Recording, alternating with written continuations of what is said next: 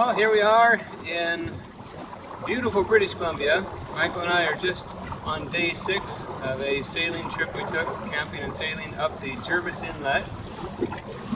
Jervis Inlet is known for its beauty. It's the entrance up to Princess Louisa Inlet and the Chatterbox waterfalls.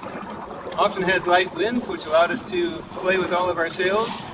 This wonderful Siren 17 has been tripped out with all kinds of extras, with a bowsprit out front, allowing us to fly a kite and put our spinnaker out. We actually, on day 1, drifted probably 15 nautical miles with the drifter going up the inlet. Had a beautiful sail that day, and we were going 5 knots under spinnaker, 5 knots, and watching a helicopter drop logs in from their logging industry. Camped at McMurray Bay on a beautiful beach and hung our hammocks on top of a bluff. The next morning we were up again. The winds were against us, but light, and we had a beautiful sail under the code 0. It's actually made in such a way that we can cut pretty close to the wind. We were almost as good as my normal jib, which I would use for stronger winds, but with light winds we had it right in on the wires, and I think part of the time we were heeled over about 15 degrees, but it was all stable and great.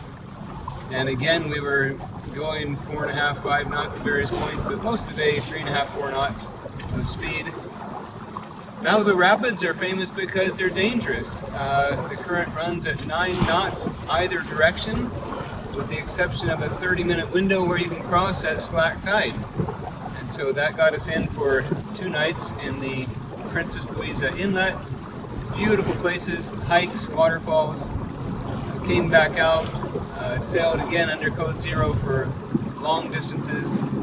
One night I misjudged the tide and we found ourselves high and dry on the beach. It was a beautiful morning and breakfast on the beach, and an hour later the tide was in and we were floating again.